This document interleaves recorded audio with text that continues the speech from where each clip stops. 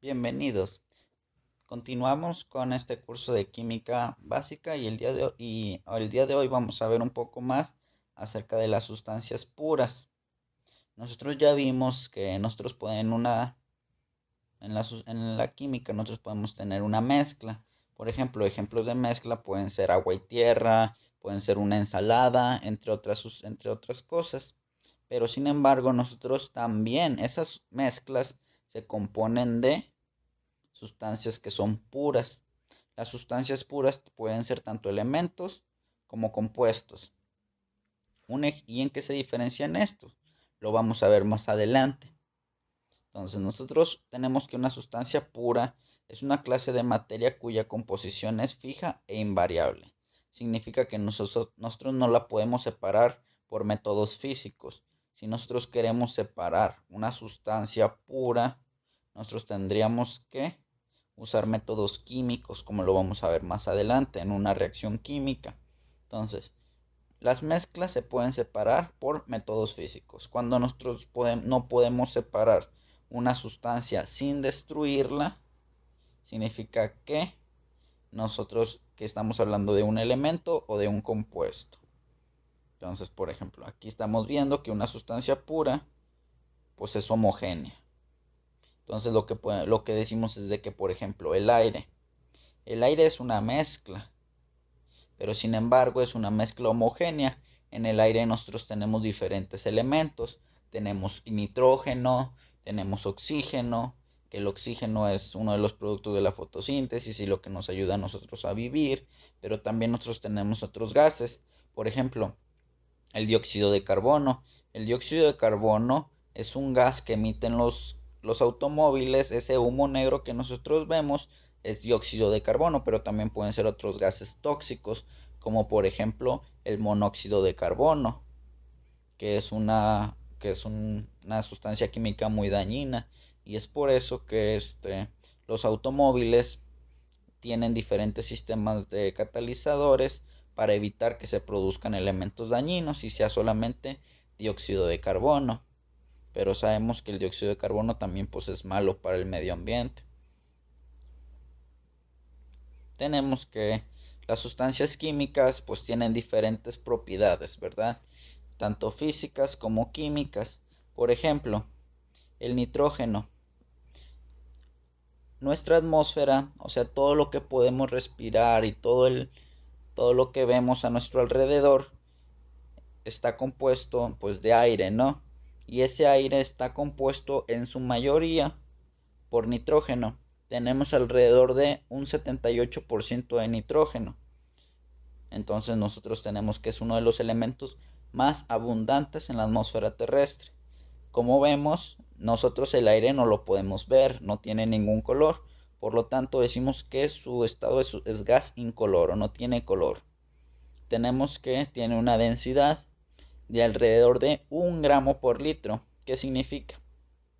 Que si nosotros tuviéramos 1 litro de aire, o sea, nosotros vamos a tener una botella de 1 litro, esa botella va a pesar alrededor de 1 gramo. Entonces, cuando nosotros pesamos, tuviéramos una, tuviéramos una botella con solamente 1 litro, eso pesa 1 gramo de aire. Entonces vemos que el aire pues sí pesa.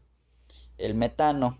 El metano es una sustancia que es conocida también como el gas natural, que nos sirve, no sé cuántos de ustedes en su casa tengan gas natural, y este gas natural pues nos sirve para poder cocinar, para poder, para poder cocinar, entre otras cosas.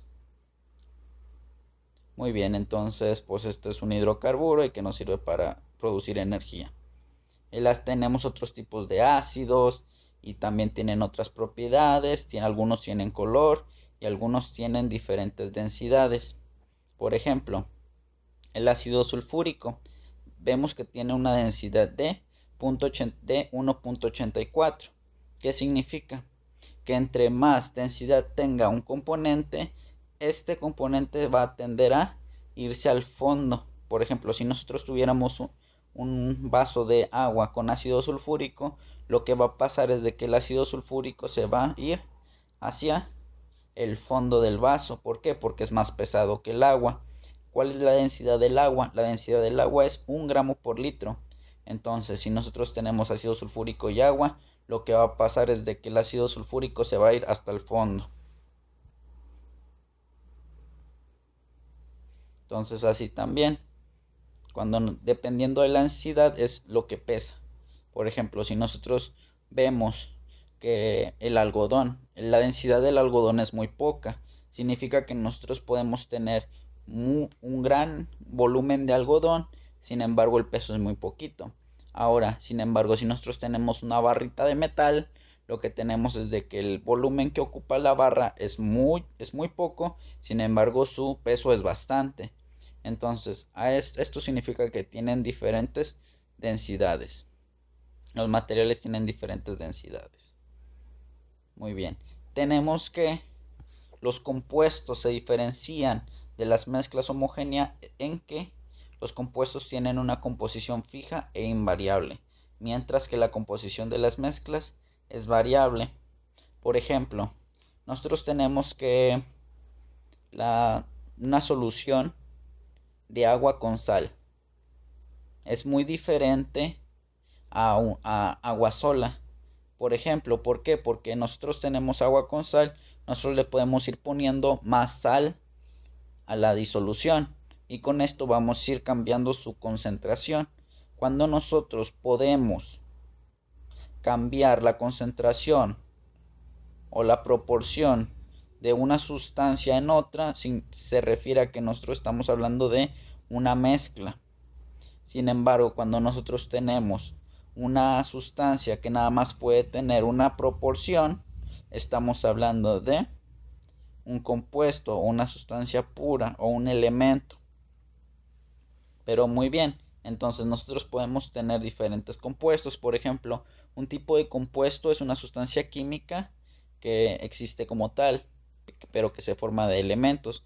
Por ejemplo, vemos que la sal de mesa. La sal de mesa, también conocida como NaCl, está